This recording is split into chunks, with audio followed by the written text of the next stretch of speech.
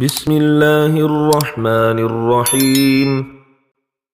قل أوحي إلي أنه استمع نفر من الجن فقالوا إنا سمعنا قرآنا عجبا يهدي إلى الرشد فآمنا به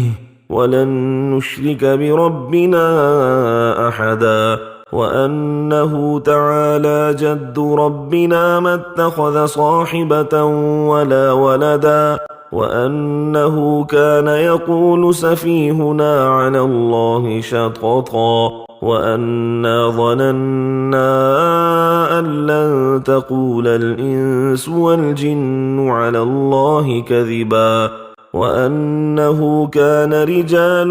من الإنس يعوذون برجال من الجن فزادوهم رهقا وأنهم ظنوا كما ظننتم أن لن يبعث الله أحدا وأنا لمسنا السماء فوجدناها ملئت حرسا شديدا وشهبا وأنا كنا نقعد منها مقاعد للسمع فمن يستمع الآن يجد له شهابا رصدا وأنا لا ندري أشر أريد بمن في الأرض أم أراد بهم ربهم رشدا وأنا منا الصالحون ومنا دون ذلك كنا طرائق قددا وأنا ظننا أن لن نعجز الله في الأرض ولن نعجزه هربا وأنا لما سمعنا الهدى آمنا به فمن يؤمن بربه فلا يخاف بخسا ولا رهقا وأنا منا المسلمون ومنا القاسطون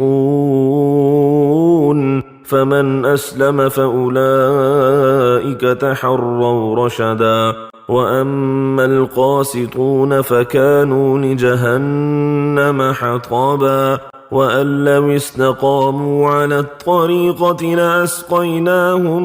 ماء غدقا لنفتنهم فيه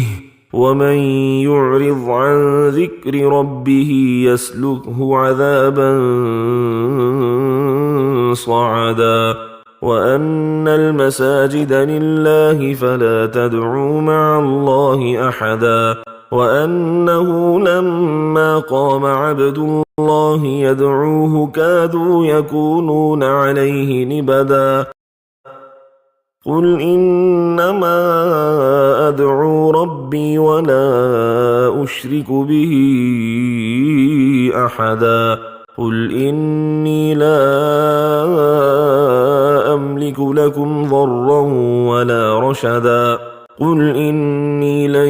يجيرني من الله أحد ولن أجد من دونه ملتحدا إلا بلاغا من الله ورسالاته ومن يعص الله ورسوله فإن له نار جهنم خالدين فيها أبدا حتى